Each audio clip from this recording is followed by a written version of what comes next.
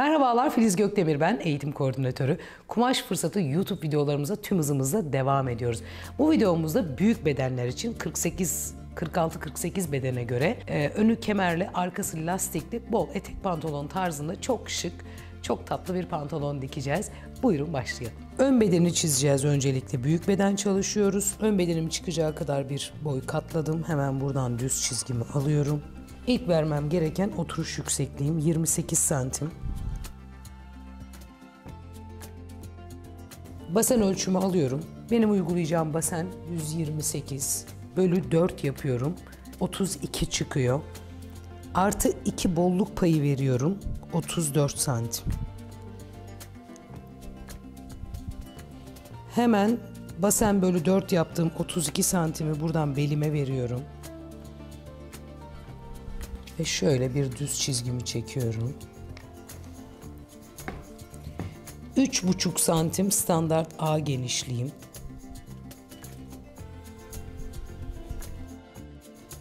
Şuradan bir 7 santim kadar yukarıya çıktığımda hemen şurayı oval yaptığımızda gördüğünüz gibi A genişliğim ortaya çıkıyor. Ama ilk önce tabii ki yapmam gereken belimi A kısmından 2 santim kadar içeriye giriyorum. Düz rigamı alıyorum. Ağıma yerleştiriyorum. Belimle eşitliyorum. Ve buradan kolaylıkla A çizgimi belirliyorum gördüğünüz gibi.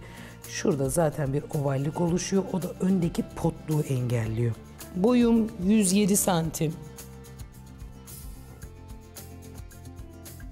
5 santimde bir kıvırma payı veriyorum. 112. Hemen düzümü alıyorum. Etek pantolon çalışacağım. Onun için ağımı ölçüyorum komplesi 38 santim. 5 santim düşürüyorum paça genişliğimi veya daha dar isterseniz daha da çok düşürebilirsiniz. Ben paça genişliğimi 31 santim yapıyorum. Ve ağımla paçamı birleştiriyorum. Ön çizimim hazır şu anda. 4 santim ön bel düşüklüğü veriyorum. Eğri riganız varsa hemen yerleştirip çizebilirsiniz. Yoksa elimizle şöyle bir ovallik veriyoruz. 1 santim dikiş payı vererek kesiyorum.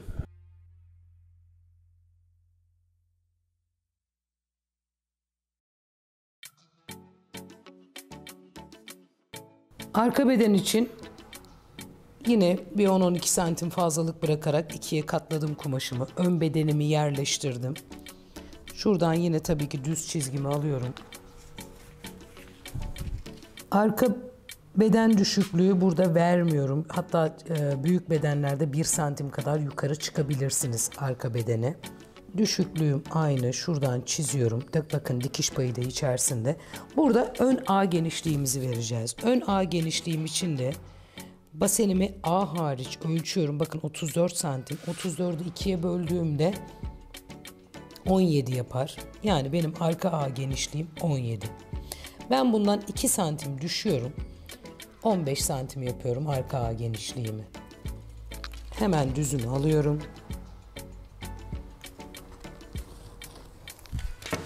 Buradan da 1,5 santim düşüyorum. Ve burayı yine yuvarlayarak getirip ön ağıma birleştiriyorum. Paça genişliğim için yine A ölçümü alıyorum. 50 santim geliyor.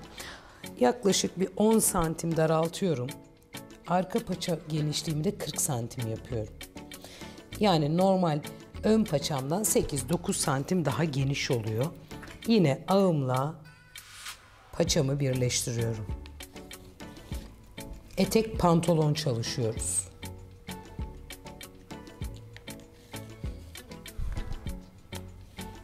Evet. Arka bel düşüklüğü vermemiştim. Burada zaten dikiş payım içerisinde. Hemen kesiyorum.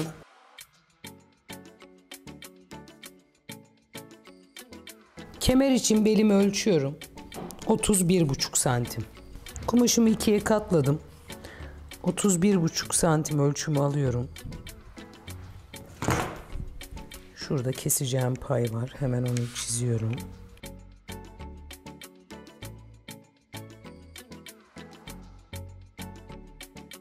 Enini 12 santim yapıyorum. 4 santim lastik kullanacağım. Bu şekilde 2 parça kesiyorum.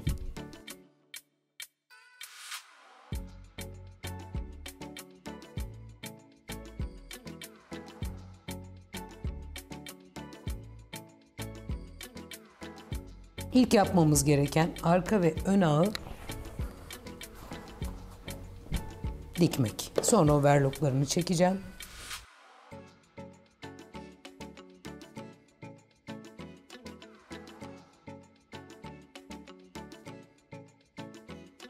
Diktiğim parçayı bu şekilde seriyorum. Ön tarafını, arka tarafını da üstüne düzü düzüne bakar vaziyette seriyorum.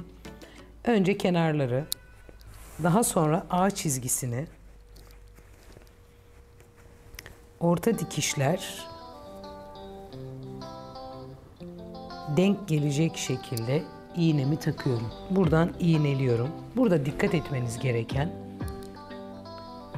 ağı dikerken sivri olarak dikmemek veya yukarıya doğru sivriltip dikmemek. Yönü neyse o yönde dikmeniz gerekiyor ki ağdaki o dikim hatasını engelleyebilirsiniz. Ve tabii ki arka ağ geniş olduğu için de alt kısma geldiğinizde şöyle biraz fazlalık çıkabilir arkadaşlar, geniş olduğundan dolayı. Onun için ilk iğnemi ağa takıyorum, ikinciyi paçaya takıyorum. Daha sonra şu şekilde hafif bir gerginlik vererek o bolluğu aralarda şöyle yedirerek aşağıya iniyorum. Kesinlikle eşit kestiğiniz bir şeyin alt kısmında fazlalığı çıkmaz. Buradan dümdüz diktiğinizde en az 2 santim kadar bir fazlalık çıkacaktır. Onu da kestiğinizde, pantolonu giydiğinizde dönme yapacaktır. Şimdi şuradaki bollukları yedirirken de hafif iğne aralarını şöyle gererek diktiğimizde kesinlikle hiçbir büzgü olmadan dümdüz bir dikiş çıkacaktır. Kenarları da iğneledim.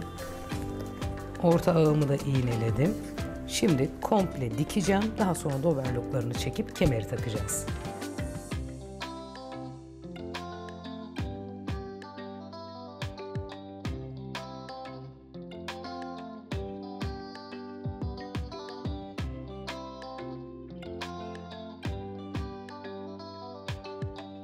Kemerin bir parçasını alıyorum, ikiye katlıyorum. Ortalarını buluyorum. Açıyorum lastiğimin bir kenarını buraya, bir kenarını buraya ve diğer parçamı alıyorum. Şu şekilde düzü bana bakacak şekilde yerleştiriyorum. Bunun da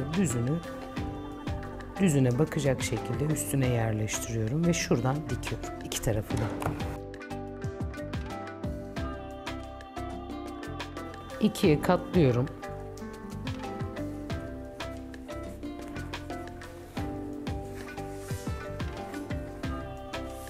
İkiye katladığım yerden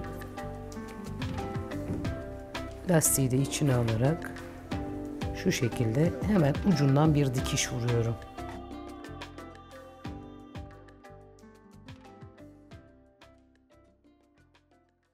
Şu şekilde gördüğünüz gibi arkası lastikli, esnetmesini yapıyorum. Hemen şuradan da 2 sıra düz dikiş geçeceğim üstüne. Şöyle esnekliğini komple alıyorum. Kumaşımı tek başına germeden yerleştiriyorum. Büzgümle birlikte tutup çekiyorum.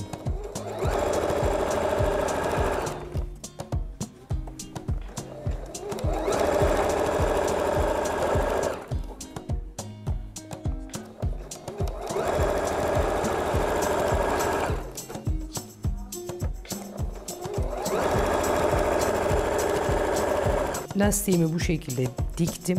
Önümüz düz gördüğünüz gibi. Şimdi hemen pantolonuma yerleştiriyorum. düzü düzüne bakar vaziyette önce kenarları iğneliyorum.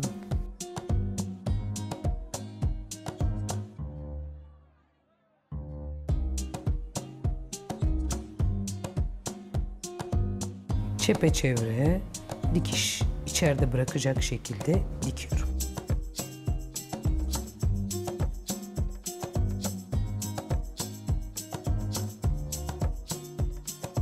Evet, bakın kemerimiz böyle görünüyor. Büyük beden pantolonumuz. Arkası lastikli, önü düz kemer. Hemen şu şekilde mankenime giydiriyorum. Tabii mankenim 36 beden olduğu için. Evet, kumaş fırsatı YouTube videolarımızın bir tanesinin daha sonuna geldik. Umarım sizlere faydalı bir video olmuştur. Bunun için elimizden ne geliyorsa yapıyoruz. Instagram sayfamızı takip etmeyi, YouTube kanalımıza abone olmayı unutmayalım lütfen. Bir dahaki videolarda görüşmek ümidiyle, hoşça kalın.